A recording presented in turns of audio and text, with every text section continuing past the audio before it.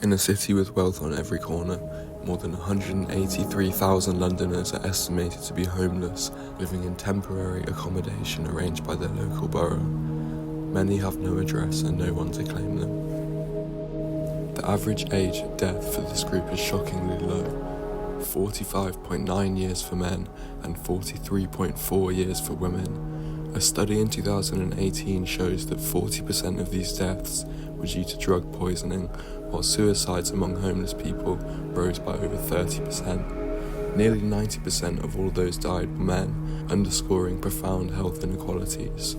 More than 354,000 people in England are officially recorded as homeless, including over 161,000 children. Children who deserve the security of a bedroom and the freedom to play. In London, the crisis is the most acute. 1 in every 52 households is in temporary accommodation. Behind each statistic is a story: a marriage strained by unaffordable rent, a newborn sharing a room with grandparents, parents choosing between heating and a home. Policy experts agree that without significant investment in affordable and social housing, these numbers will keep rising, turning what should be a scene of celebration into a stark reminder of who we leave behind. On any given night, more than half the people sleeping rough in London carry the heavy burden of a diagnosed mental health condition, double the rate seen in the wider population, where anxiety, depression and the scars of trauma mingle in the cold air. Behind every statistic is a story of someone who fell through the fraying safety nets, pushed out by the sky-high rents, cut adrift when support systems failed, and left to navigate their darkest hours with little more than the city's indifferent glow for company. These aren't just numbers, they are lives shaped by isolation and hardship, each one a call to rethink how we care for our most vulnerable neighbours.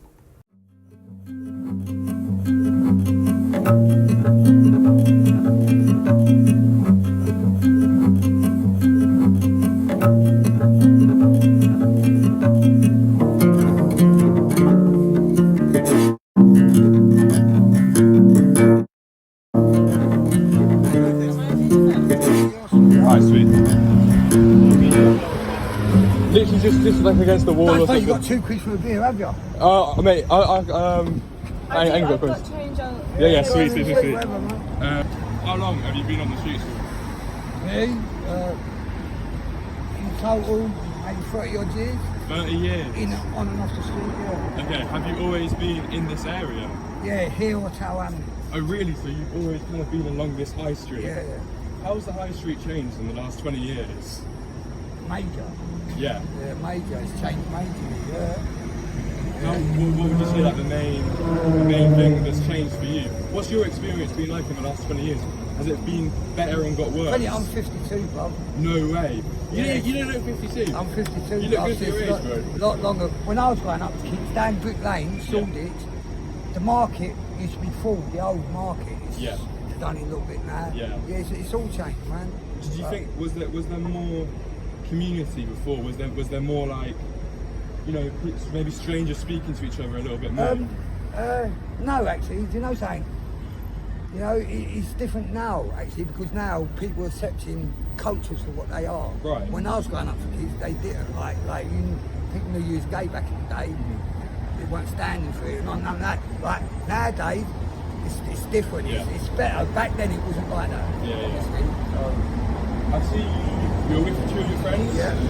And then I'm guessing, I might be wrong, will you go up towards where all the other people are? Well, not towards them, but that's where we're from, yeah. So, my question is, that kind of looks like it's a little bit of a community.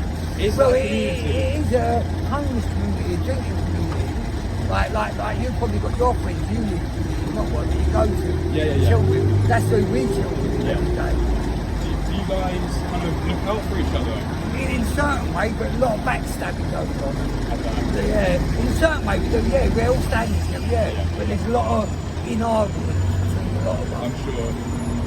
It's something that causes a lot of in-arguments, drug-related. Drinks and drugs. Drinks and drugs. 100%, Yeah, fair enough, man. And without getting, and thank you by the way for doing this, without getting too deep, have you had any like particular experience that you'd want to like, any extreme experience that you'd want to like be able to tell us about, you know what I mean? Well, yeah, like me, I'm not ashamed no more. I was raped and abused in care. The courts put me in local authority, and they're the cunts that was raping me and abusing me when I was a kid. I'm sorry, man. Like, and then they expect me to get on with my life as normal and not what. So, but I'm not ashamed of that. I can talk about it now. Yeah. It wasn't my fault. I was only a kid, but because of that, look all the injuries I self-harmed back in the day. Oh, brother, I'm so sorry, man. Right, you know, I'm drinking and taking drugs. Hey. I'm not using what happened to me as an excuse for the way my life turned out. But it had a detrimental effect on my lifestyle. Yeah. That's what I'm saying, but still. Yeah. So you think... Oh man, I'm just so sorry that happened to you. No, That's it's not your awful. fault. You don't have to be sorry. Yeah, man, but put it there, bro. You don't have to be You're a sorry. good man. You're a good man. Thank you for doing this as well. Sweet, man. What's one message that you'd like to put out for like people watching? Life's a struggle, but if you want something out of life, stick to it. Always go to school and behave.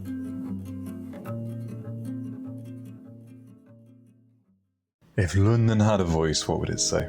I think London would say that we need to learn to accept our differences and try and learn to get along with each other. London would like to, first of all, bring up the high rate of rent. I think it would also have something to say about pollution, air and noise. I think it would be very confused. I think it would go in one direction, then another. I think it would reflect the intersection of a million different ideals and beliefs and ways of life. London had a voice, it would use it all the time. You know, it's kind of bursting at the seams, so I think it would be a little bit pained. What keeps me going? I would have said my degree, but I just finished. So I've got to think of something new. What keeps me going is the goal to one day achieve financial freedom and be able to live the life that I want to live. The sense of duty I feel, and the hard work I feel that I put in every day. What do you think about the current state of high streets? The high streets aren't great, and I think they're only gonna get worse. It's not something I've given much thought to. I mean, depends from area to area, because some high streets are very pretty and vibrant and alive, like, I don't know. I think lots of franchises, as there always has been, perhaps less fast fashion than I remember as a child. There used to be lots of River Islands and Necks and New Looks, and they seem to have vanished somewhat. Different parts of the country that are dying, and shops are boarded up, and there's, you know, it's kind of a drug addict or so on it every corner or so. Just makes the whole thing feel a bit soulless in those dying high streets. Yeah, kind of soulless, a bit empty. Just like grey.